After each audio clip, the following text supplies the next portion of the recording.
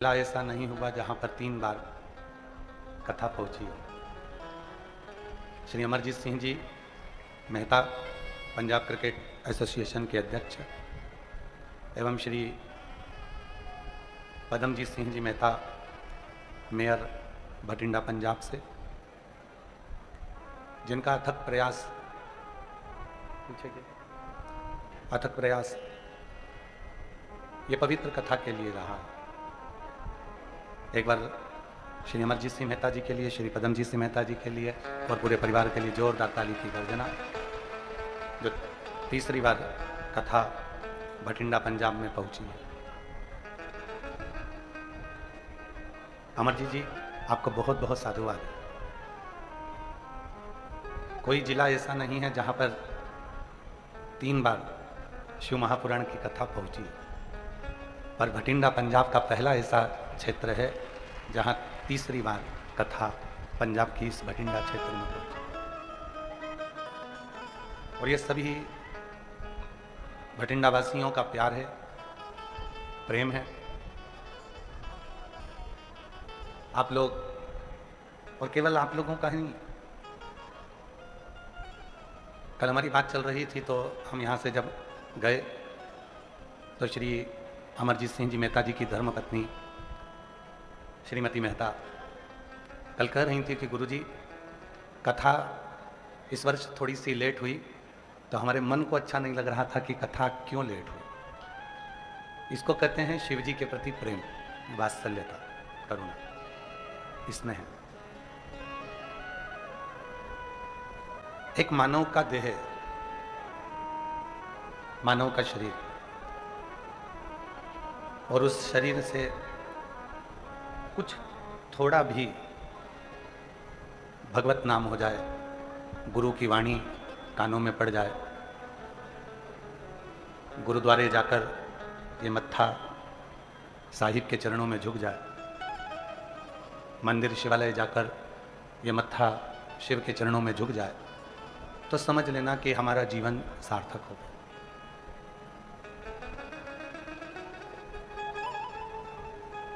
गुरु नानक देव जी ने अपनी वाणी में कहा है कि समता का भाव। आप जमीन पर बैठकर कथा सुन रहे हो, वैसे ही अमरजीत सिंह जी भी, पदमजीत सिंह जी भी ऐसे ही आपके साथ में बैठकर जमीन पर ही कथा श्रवण करते हैं।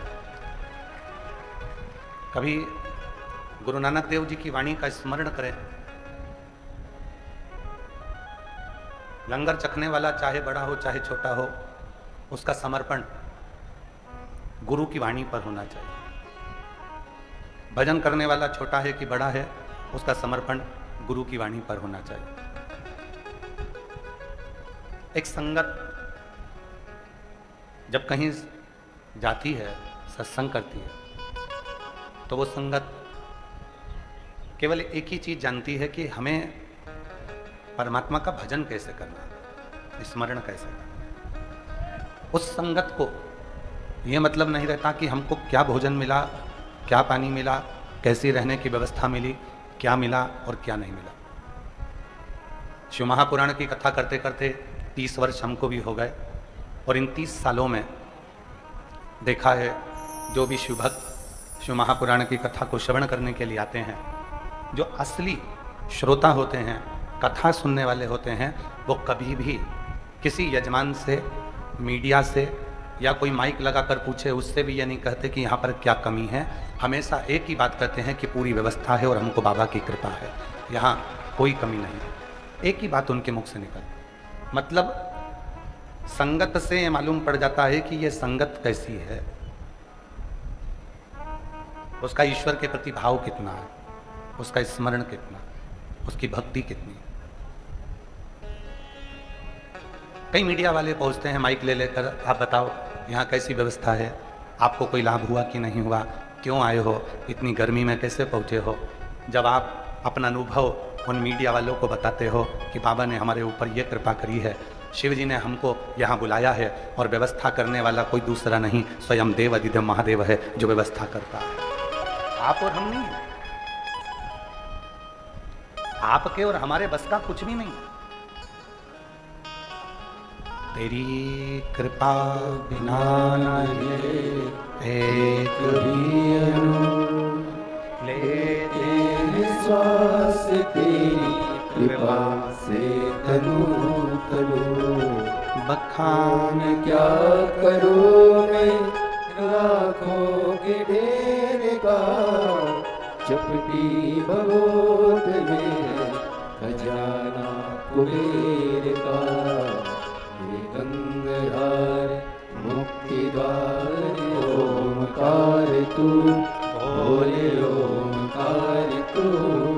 आयो शरण तिहारी शंभो कारतार तू। कथा कराने वाला कोई मनुष्य नहीं होता। शिव महापुराण के महत्तम में लिखा है कि कथा करने वाला भी शिव ही है। कहीं ना कहीं भोले बाबा ने एक लक्ष्य आपको भी बनाया है शिव ने।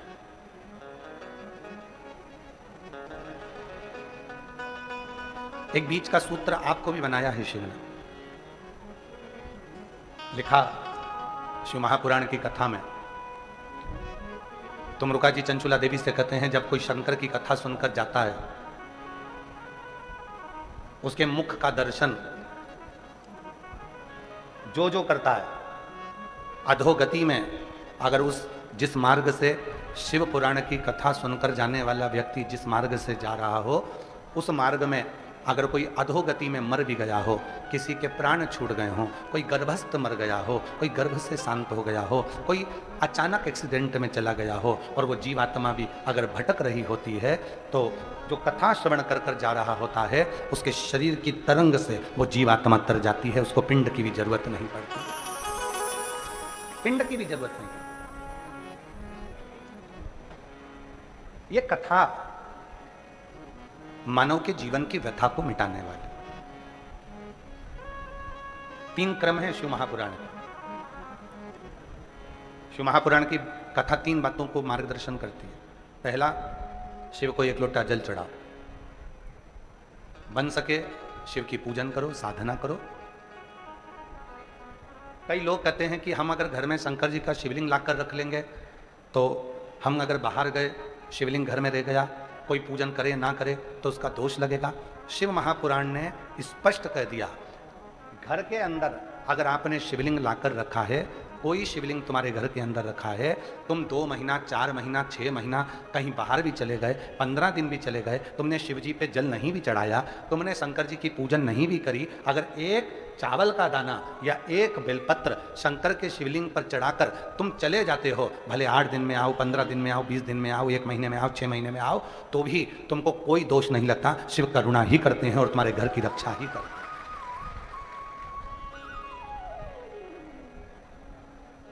शिव करुणा करते हैं, शिव रक्षा करते हैं।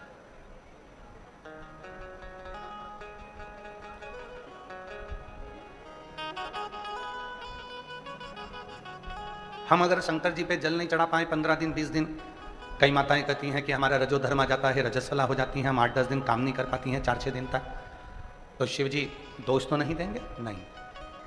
आप जल चढ़ाए तो भी, ना चढ़ाए तो भी, वो शिव है।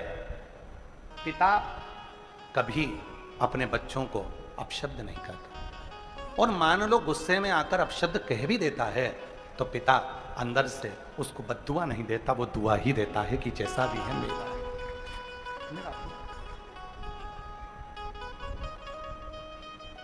और मांगा है भोलेनाथ से वरदान लेके भी, मांगा है भोलेनाथ से वरदान लेके भी। तेरी कृपा बनी रहे जब तक है जिंदगी, तेरी कृपा बनी रहे जब तक है जिंदगी, वरदान लेके भी। तेरी कृपा बनी रहे जब तक है जिंदगी, तेरी कृपा बनी रहे जब तक है जिंदगी। मांगा है भोलेनाथ से वरदान एक ही। मांगा है भोलेनाथ से वरदान एक ही। एक वर चाहिए कि उसकी कृपा, उसकी करुणा, उसकी उदारता, उसकी दया बनी रहे। उसकी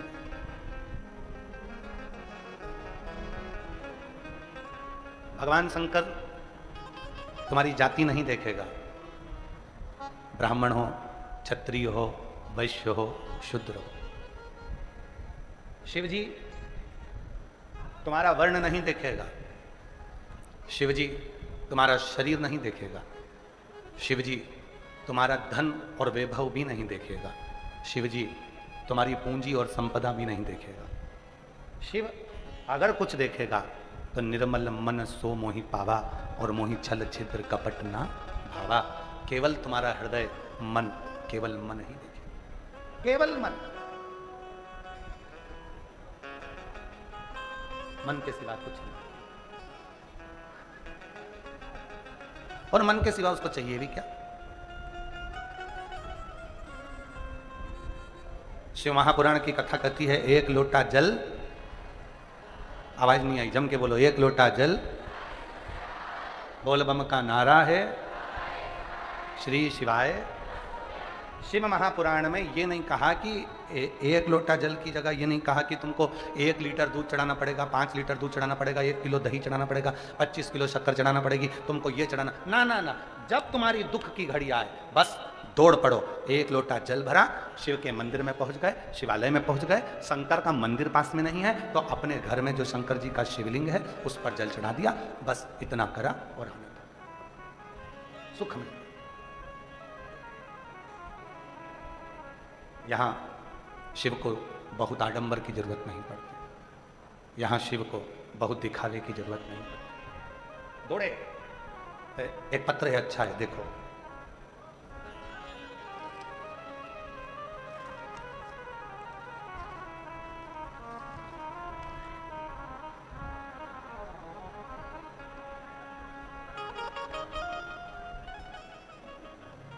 मैं रजनी, पति का नाम वेद प्रकाश, निवासी श्री गंगानगर, जिला राजस्थान।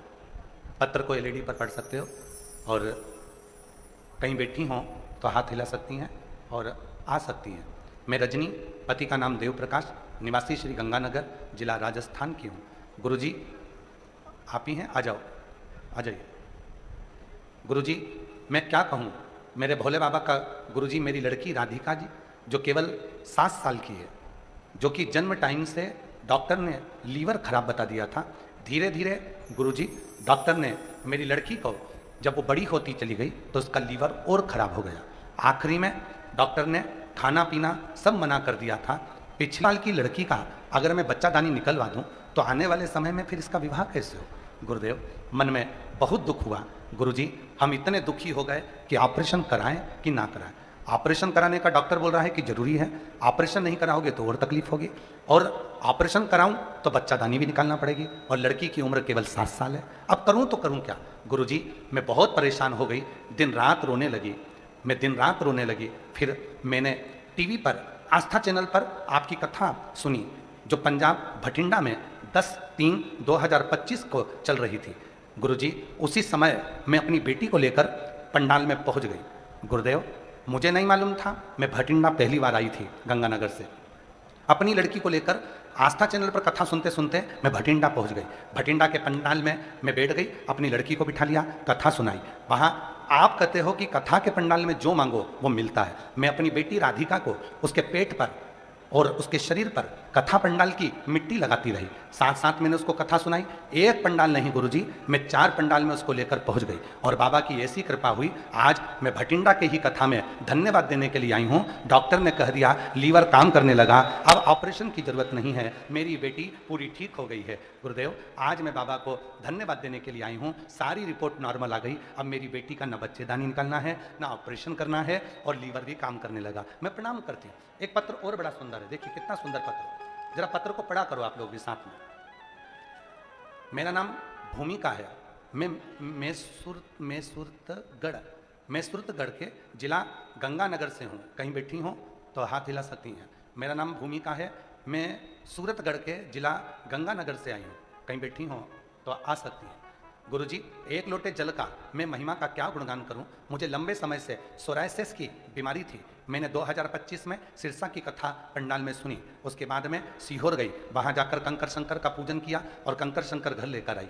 सीहोर का रुद्राक्ष गलाकर शिव पर जल चढ़ाया और स्वयं वो लगाया। 40 दिन तक लगातार शंकर पर जल चढ़ाती रुद्राक्ष का और वो अपने शरीर पर लगा लेती। गुरुजी, मैं नहीं जानती थी कि मेरी जिंदगी में इतने सालों से सोरायसिस की बीमारी थी। डॉक्टर तो कह रहा था कि ये बीमारी मरते दम तक रहेगी, शरीर ठीक नहीं होगा। दवाई खाते खाते कई सालों हो गए पर सोरायसिस की बीमारी ठीक नहीं हुई और केवल 40 दिन निकले गुरुजी, और बाबा की कृपा से आज मैं पूरी ठीक होकर बाबा को प्रणाम करने भटिंडा आई हूँ, यहाँ प्रणाम करने आई हूँ। मेरा नाम भूमिका है, मैं सूरतगढ़ के जिला गंगानगर से आई हूँ, कहीं बैठी हूँ तो आ सकती हैं।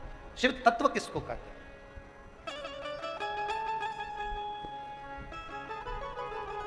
मांगा है भोलेनाथ से वरदान लेके भी, मांगा है भोलेनाथ बोलो बोलो बोलो से वरदान लेके भी, तेरी कृपा बनी रहे जब तक है जिंदगी, तेरी कृपा बनी रहे जब तक है जिंदगी।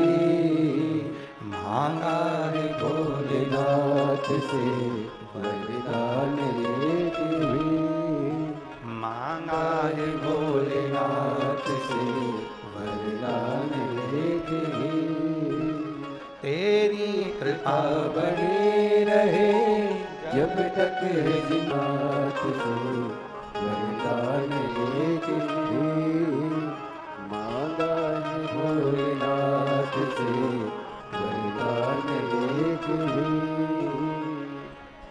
ऐसे दयालु नाथ से रिश्ता बनाइए, ऐसे दयालु नाथ से रिश्ता बनाइए, मिलता रहेगा आपको जो कुछ भी चाहिए, मिलता रहेगा आपको जो कुछ भी चाहिए। ऐसा करिश्मा होगा जो हुआ कभी नहीं, ऐसा करिश्मा होगा जो हुआ कभी नहीं। मांगा है भोलेनाथ से वरदान एक ही, एक ही वर है, एक ही वरदान है, बस तेरी कृपा बनी। तेरी शिव महापुराण कथा के 3 क्रम बताए। पहला, शिव को जल चढ़ाओ, पूजन करो। पूजन कैसे होती है? वस्तु से कि मन से? जम के बोलो जरा, मन से। कोई तुमसे कह दे इतना किलो तो दही लाना ही था तभी शिव जी प्रसन्न होंगे, तो कह देना सीहोर वाला बाबा बोला है, 1 बूंद गंगा का जल और 1 बूंद देसी गाय का दूध अगर शिव पर चढ़ जाए तो शिव करुणा करना प्रारंभ कर देते हैं।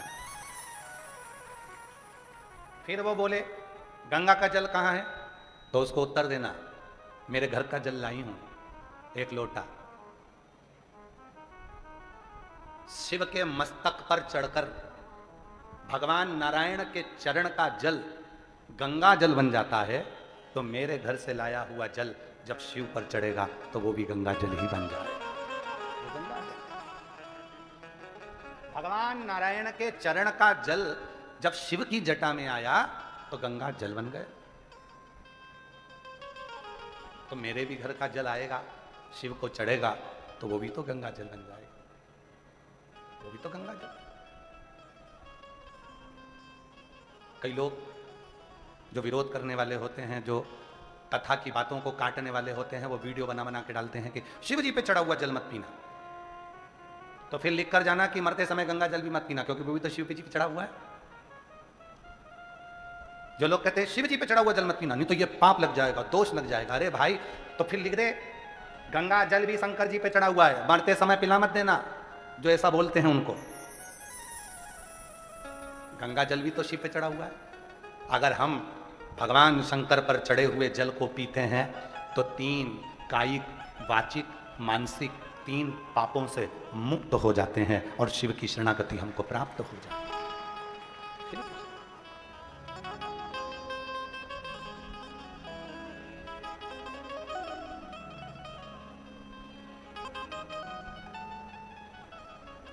शिव शरणागति प्राप्त हो गई, सुख का अनुभव।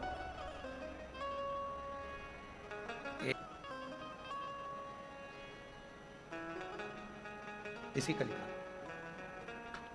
1935 ईस्वी की कथा इसी कलिकाल की, ग्वालियर के पास की है। गीता प्रेस गोरखपुर के अंक में यह कथा लिखी है और बड़ी सुंदर कथा थी। एक डाकू था जिसका नाम परशुराम था। डाकू का नाम था परशुराम। चैत्र का महीना था, बहुत तेज गर्मी पड़ रही थी, जंगल में भ्रमण कर रहा था। मुरैना के जंगलों में वो घूम रहा था। उसके साथ के जितने भी डाकू थे वो इधर उधर पानी को ढूंढने के लिए चले गए थे। उसको भी प्यास लग रही थी। 2 दिन से वो मुरैना के जंगल में, ग्वालियर के जंगलों में घूमता रहा, पानी नहीं मिला। ढूंढ ढूंढ के थक गया, पानी नहीं मिला। पानी मिल ही नहीं रहा। क्यों बढ़ा रहे हो? तब पानी नहीं मिला। मुरैना के जंगलों में वो ढूंढ ढूंढ के थक गया, पानी नहीं मिला, जल नहीं, जल मिल ही नहीं रहा। आखिरी में परशुराम डाकू ने विचार कर लिया कि अब तो मुझे मरना है, क्योंकि प्यास आदमी को फिर जल ना मिले तो वो मर जाए। व्यक्ति को भोजन नहीं मिले ना 4-6 महीने तक, वो नहीं मरेगा। पर अगर व्यक्ति को पानी ना मिले तो उसके प्राण छूट जाए। जल बहुत जरूरी, क्योंकि ये शरीर और ये पृथ्वी पूरी जल से पूरी।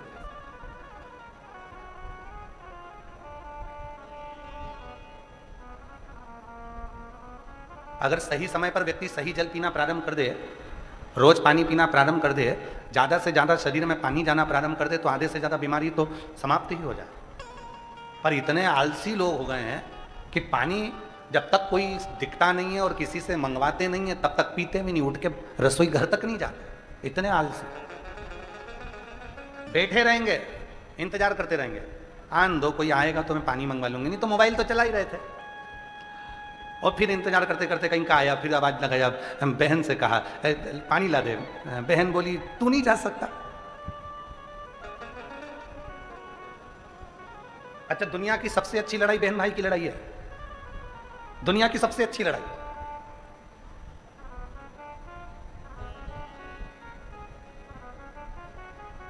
और उसके बाद जो लड़ाई है वो पति पत्नी की लड़ाई है।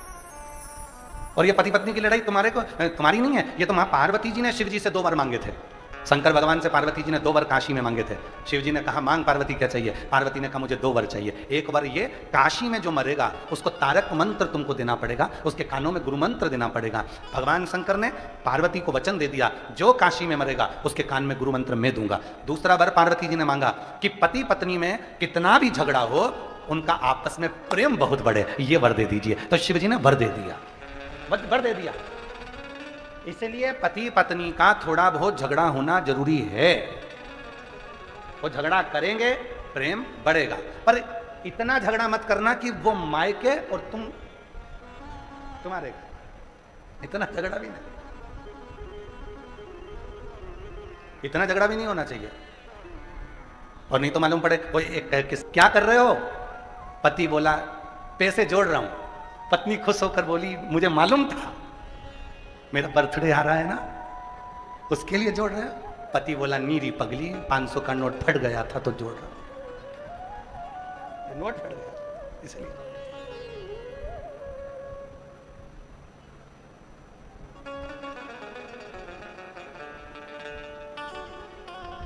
दुनिया की सबसे अच्छी लड़ाई है बहन भाई की लड़ाई, खूब जोरदार लड़ेंगे, झगड़ेंगे, रोएंगे, एक होएंगे, बाद में दोनों फिर झगड़ा करेंगे, फिर लड़ेंगे, फिर। पर ये कब तक लड़ते हैं? जब तक विवाह शादी नहीं होते, कुंवारे हैं तब तक लड़ते हैं। और विवाह के बाद में फिर दोनों झगड़ा करने वाली बात को याद कर कर अपने उस याद में कभी कभी आंसू भी आ जाते हैं, कभी कभी। स्नेह, प्रेम।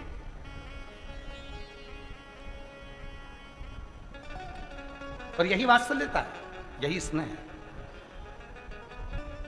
पानी परशुराम डाकू को नहीं मिला, हताश हो गया। नहीं, हताश होकर परशुराम डाकू ग्वालियर मुरैना के जंगलों में भ्रमण करता करता करता करता आगे पहुंचा तो एक मट्टी का ओटला बना हुआ था। उस ओटले पर शंकर जी का शिवलिंग रखा हुआ था। परशुराम डाकू ने देखा कि वो मट्टी का ओटले पर जो शंकर जी का शिवलिंग रखा हुआ है, वो शिवलिंग पूरा की पूरा टेढ़ा हो रहा, पूरा की पूरा टेढ़ा हो रहा, उसमें खड्डा हो गया और वो शिवलिंग पूरा तिरछा हो गया। परशुराम डाकू ने सोचा कि अब पानी नहीं मिल रहा है तो 5-10 मिनट घोड़े को बांधता हूं और इस शिवलिंग को मैं अपनी तलवार से पकड़कर सीधा कर देता हूं। परशुराम डाकू उतरा, घोड़े को बांधा और शिवलिंग को तलवार से सीधा करने लगा। शिवलिंग जब सीधा नहीं हो रहा था तो परशुराम डाकू ने शंकर जी से कहा, भोले बाबा तुम मेरे गुरु हो, तुम मेरे गुरु हो, मैं भी डाकू और अच्छा नंबर 1 का, और तुम भी कम नहीं हो। मैं डाका डालता हूं धन का, तुम डाका डालते हो मन का, लोगों का दिल चुरा लेते हो, हृदय चुरा लेते हो। बाबा आप मेरे गुरु हो, मेरा नाम परशुराम है, मैंने सुना है परशुराम भगवान के भी आप गुरु रहे हो, तो मेरे भी गुरु हो। पर बाबा शिवलिंग तो मैं सीधा कर दूंगा, बस बात इतनी सी है कि 2 दिन से प्यासा हूं, पानी नहीं, कहीं जल नहीं, जल प्राप्त नहीं। कितनी सुंदर कथा है, थोड़ा सावधानी से सुनना। हम हमेशा कथा में कहते हैं कि कथा के पंडाल में आना तो कितनी पानी की बोतल लाना, जम जम के बोलो, 2 पानी की बोतल लाना। क्यों कहते हैं? 1 पानी की बोतल अपने लिए और 1 पानी की बोतल अपनी अड़ोसन, पड़ोसन, पीछे वाली धड़ोसन। 1 पानी की बोतल अपने लिए लेकर आओ और 1 पानी की बोतल जो अपनी अड़ोसन पड़ोसन धड़ोसन है उसके लिए लेकर आओ। पानी का कर्ज एक ऐसा कर्ज होता है कि उस कर्ज को चुकाने के लिए स्वयं परमात्मा को भी व्यवस्था में, लंगर में हम गए, लंगर में सब लोग बोले कि दाल प्रसाद बनना चाहिए, तो एक गाड़ी भरकर 5 तरह की दाल, 6 तरह की दाल लंगर में पहुंचा। और ऐसा कैसे ही पिछले वर्ष भी हुआ था। किसी एक ने कह दिया था कि अमरजीत जी यहाँ थोड़ी सी चाय व्यवस्था, तो इन्होंने 1 ट्रक भर के चाय के कैरी बैग भेज दिए। तो वो चाय उन बता रही थी माता जी, कहने लगे 1.5 साल 1 साल तक वो चाय चली, वही चाय। इसी को प्रेम कहते हैं और इसी को सेवा का भाव कहते हैं, इसी को सेवा। आप अभी वो बहन आई थी, कहाँ गई वो? अभी आई थी ना वो लेने के लिए बेलपत्र, कहाँ बैठी है, जरा खड़ी हो ना, कहाँ गई वो बता रही थी हम लोग आ रहे थे, 20 लोग गाड़ी में थे। हाँ, ये बहन बता रही थी 20 लोग गाड़ी में बस में आ रहे थे और कहीं कौन सा गांव बोला था उसने, कौन सा गांव बोला था, वहाँ बस कोई गांव बताया था यहीं आसपास, वहाँ वो बस जो है उसकी 20 लोग उस बस में थे और वो बस कहीं डामाडोल हो गई, कहीं पलटी मार। जितने लोग बस में आ रहे थे सब वहीं पर, एक गाड़ी वाला पीछे से आता है, सबके मुख पर श्री शिवाय नमस्तुभ्यम था। एक गाड़ी वाला आया, गाड़ी रोकी, सबको निकालकर अपनी गाड़ी में बिठाया और बोलने लगा, आप भटिंडा जा रहे हो, चलो मैं तुम्हें शिव पुराण तक छोड़कर आता हूं, और लाकर यहां बिठा दिया। तो बहन जी के शब्द है, जो बेलपत्र लेना ही थी, कहीं कौन सा गांव भी बताया था कि जहां वो बस डामाडोल होकर कहीं गिरी पड़ी, जो भी हुआ। गंगानगर से चले थे, कौन आया, कौन पहुंचा, कौन लेकर यहां छोड़ गया, सबको इकट्ठा कर कर बिठाकर, किसी की उंगली में खरोच ना आई, कोई दूसरा नहीं। ना जाने किस वेश में नारायण मिल जाए, कब वो आता है कब चला जाता है पता ही नहीं। क्या बात? वो कब आएगा कब जाएगा किसी को नहीं मालूम। ये यहाँ बंसल जी बैठे हैं, वकील साहब बैठे हैं हमारे दिल्ली वाले, और बंसल जी भी बैठे हैं। इन लोगों के स्मरण में है, हम पहले कुछ साल पहले जब हरिद्वार कथा करे थे, जजमान छोटे रूप में कथा कराए थे हॉल में, तो कथा कराए थे, तो वहाँ कथा में आप लोगों में से भी शायद कोई ना कोई पहुँचा होगा। हरिद्वार जब कथा थी तो नीलकंठ दर्शन करने के लिए गए थे। हाय बंसल जी, सही है।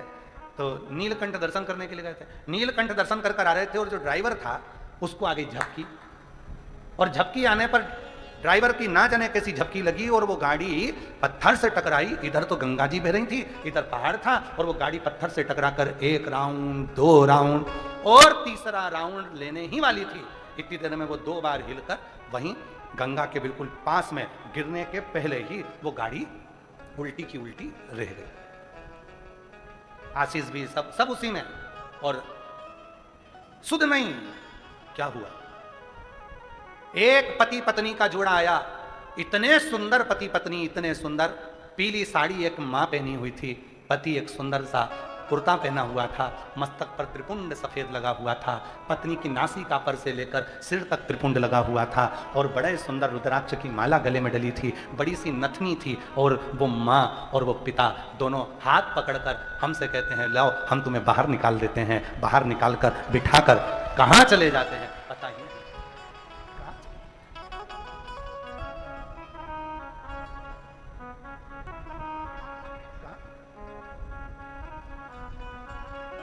को पहचानना कठिन है, बहुत कठिन, बहुत कठिन। नाम है तेरा तारणहारा, कब तेरा दर्शन होगा। जिसकी प्रतिमा इतनी सुंदर, वो कितना सुंदर होगा, वो कितना सुंदर होगा। नाम है तेरा तारणहारा, कब तेरा दर्शन होगा। जिनकी प्रतिमा इतनी सुंदर, वो कितना सुंदर होगा, वो कितना सुंदर होगा, वो कितना सुंदर होगा। पहचानना कठिन है, कब शिव कृपा करते हैं, कैसे करुणा करते हैं, कैसे आते हैं पता। पारस डाकू ने, परशुराम डाकू ने कह दिया, भोले बाबा बहुत प्यास लग रही है, मैं शिवलिंग सीधा कर देता हूँ। जैसे ही शिवलिंग सीधा करा, एक बुढ़िया हाथ में लोटा पानी का, एक लोटा जल, उस पे कटोरी रखी मिठाई की, धीरे धीरे डंडा टेकती टेकती टेकती टेकती ओटले पर आकर बैठ गई। शंकर जी के ओटले पर आकर बैठी बुढ़िया।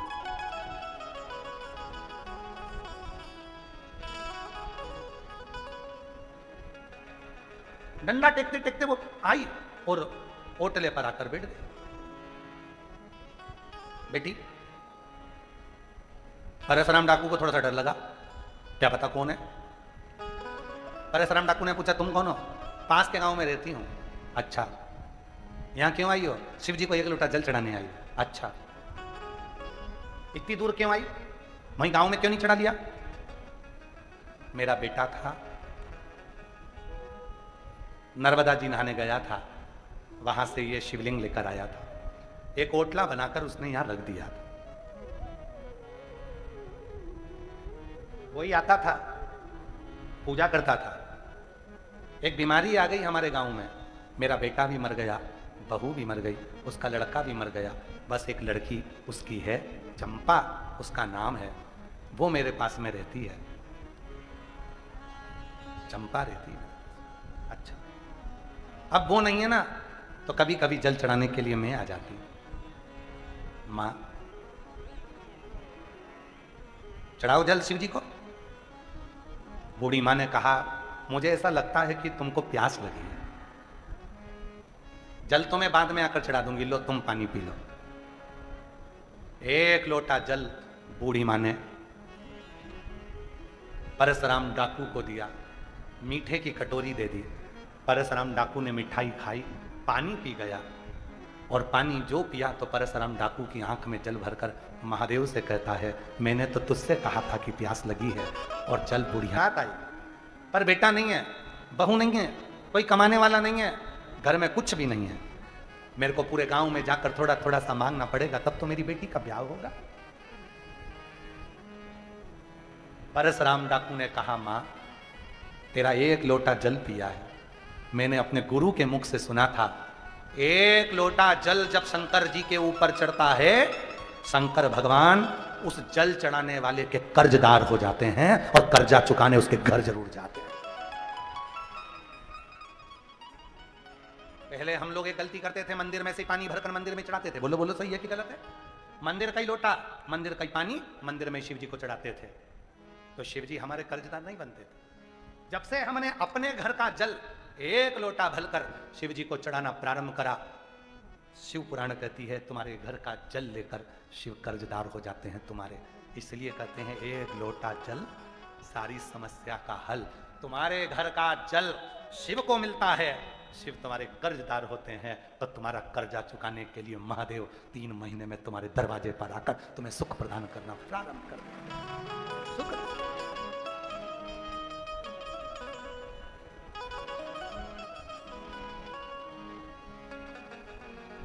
उसका स्मरण रहे, उसकी जब दुख आया तब वही आया। फिर वही वाली लाइन स्मरण आ गई, ओ भीड़ में तन्हाई में प्यार की गहराई में मुझे तुम याद आते हो, मुझे तुम याद आते हो। भीड़ में तन्हाई में प्यार की गहराई में मुझे तुम याद आते हो,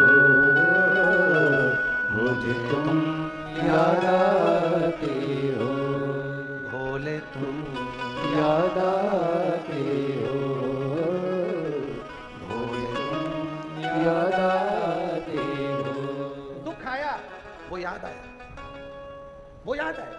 आज पूरी दुनिया, पूरा विश्व अचंभे में पड़ा हुआ है कि वो सीहोर वाला बाबा एक लोटे जल में सारी समस्या का हल कैसे ढूंढ लेता है।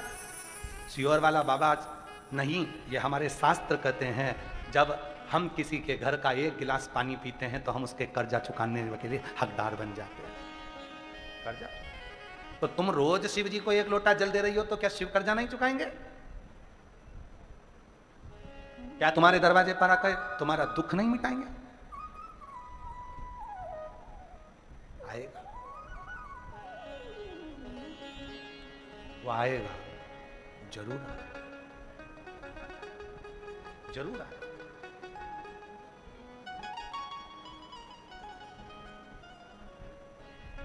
उससे बस निवेदन करना, महाराज चलो काशी चले ओ भोलेनाथ, चलो काशी चले ओ भोलेनाथ, चलो काशी चले।